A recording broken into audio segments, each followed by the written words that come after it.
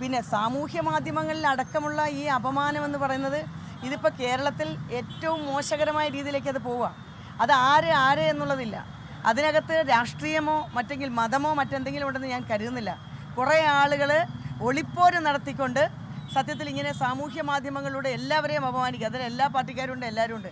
അതിനെ കർശനമായിട്ടുള്ള നിയന്ത്രണം ഇവിടെ വേണം. അതിനകത്ത് രാഷ്ട്രീയത്തിൻ്റെ കുഴൽക്കണ്ണാടിയിൽ കൂടി നോക്കിക്കൊണ്ടുള്ള ഒരു പ്രതികരണം നടത്തുന്നതും ശരിയല്ല എന്നതാണ് എൻ്റെ അഭിപ്രായം.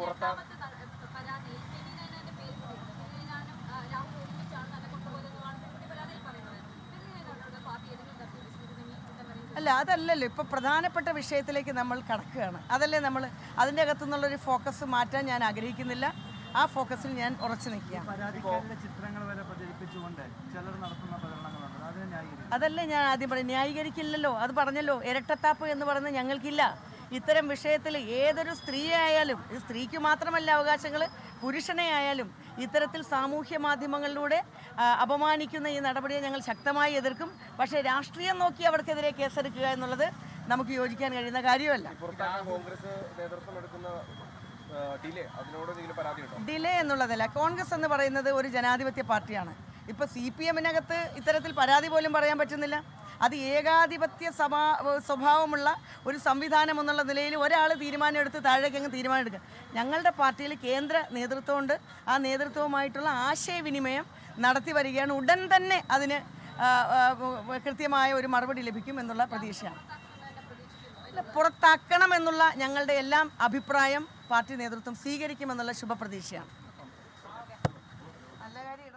ശ്രീത്ത്, പാലക്കാട് രാഹുൽ മാങ്കൂട്ടത്തിലെ പ്രചരണത്തിന് അവിടെ ക്യാമ്പ് ചെയ്ത് ഒരുപാട് സ്ഥലങ്ങൾ കേന്ദ്രീകരിച്ച് പ്രവർത്തിച്ച് ഷാനിമോൾ ഉസ്മാൻ അടക്കമുള്ളവർ പറയുന്നത് രാഹുലിനെ പുറത്താക്കണം എന്ന് ഞങ്ങളുടെയൊക്കെ നിർദ്ദേശത്തിന് പാർട്ടി കേൾക്കുമെന്നാണ് പ്രതീക്ഷ എന്ന് പാർട്ടിയിലെ ഏറ്റവും മുതിർന്ന വനിതാ നേതാക്കൾ ഒരാളായ ഷാനിമോൾ ഉസ്മാൻ പറയുകയാണ്.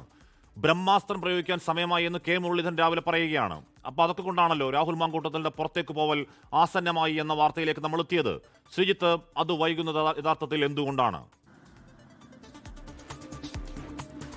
ഹാഷ്മി, ഇതാണ് ഈ മണിക്കൂറിൽ കോൺഗ്രസ് നേതൃത്വം നേരിടുന്ന ഏറ്റവും പ്രസക്തമായ ചോദ്യം. അതായത് രാഹുൽ മാങ്കൂട്ടത്തിനെതിരെ ഒരു നേരത്തെ പരാതിയില്ലെന്നായിരുന്നു കോൺഗ്രസ് നേതൃത്വം ചൂണ്ടിക്കാണിച്ചിരുന്നത്.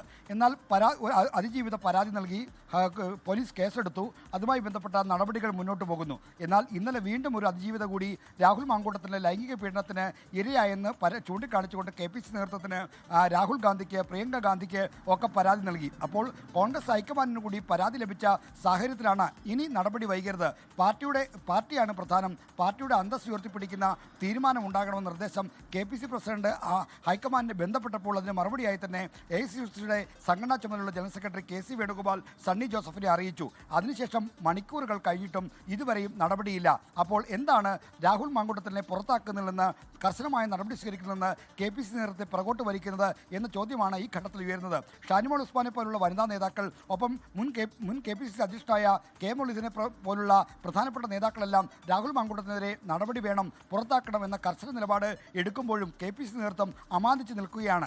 അപ്പോൾ മുൻകൂർ ജാമ്യം വരെ ഈ പുറത്താക്കൽ നടപടി നീട്ടിക്കൊണ്ടുപോകാനുള്ള മുൻകൂർ ജാമ്യ അപേക്ഷയിലുള്ള കോടതിയുടെ തീരുമാനം വരുന്നവരെ നടപടി നീട്ടിക്കൊണ്ടുപോകാനുള്ള ആസൂത്രിതമായ ശ്രമമാണ് ഇതിന് പിന്നിലെന്ന സംശയമാണ് ഇപ്പോൾ ഉയർന്നത്. മാത്രമല്ല, മുൻകൂർ ജാമ്യാപേക്ഷയിൽ രാഹുൽ മാങ്കൂട്ടത്തിന് അനുകൂലമായ ഒരു വിധിയാണ് കോടതിയിൽ നിന്ന് ഉണ്ടാകുന്നത്. ഉത്തരവ് അനുകൂലമാണെങ്കിൽ നടപടി ഒഴിവാക്കാമെന്ന ധാരണയും KPC നേതൃത്വത്തിലെ ചില പ്രധാനപ്പെട്ട നേതാക്കൾക്കുണ്ട് എന്നാണ് മനസ്സിലാക്കുന്നത്. ആ ആരോപണം നീളുന്നത് A ഗ്രൂപ്പുകാരായ PC വിശ്വനാഥിലേക്കും വർക്കിംഗ് പ്രസിഡന്റുമാരായ PC വിശ്വനാഥിലേക്കും ഷാബി പറമ്പിലേക്കുമാണ്. അതുകൊണ്ട് തന്നെ ഈ നടപടി ഇവർക്ക് KPC അധ്യക്ഷനുമേൽ നിർണായകമായ സ്വാധീനമുണ്ട്. ഇവരുമായി ആലോചിച്ചാണ് എല്ലാ തീരുമാനങ്ങളും എടുക്കുന്നത്. അതുകൊണ്ട് തന്നെ ഈ പ്രധാനപ്പെട്ട നേതാക്കളുടെ ഇടപെടലാണ് രാഹുൽ മാങ്കൂട്ടത്തിനെതിരായ നടപടി വഹിക്കുന്നത് എന്ന ഗുരുതരമായ ആക്ഷേപമാണ്. അത് വ്യവഹാര വഴിയാണ്, നിയമത്തിന്റെ വഴിയാണ്, അത് പാർട്ടിയുമായുള്ള ബന്ധമുള്ള വഴിയല്ല.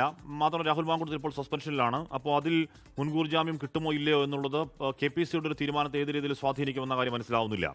ലോകത്തെവിടെയായാലും ഏത് സമയത്തും 24 വാർത്തകളും ഓഗ്മെന്റഡ് റിയാലിറ്റി പാക്കേജുകളും എക്സ്പ്ലെയിനറുകളും വിശദമായി കാണാൻ ഞങ്ങളുടെ YouTube ചാനൽ നിങ്ങൾക്ക് സബ്സ്ക്രൈബ് ചെയ്യാം.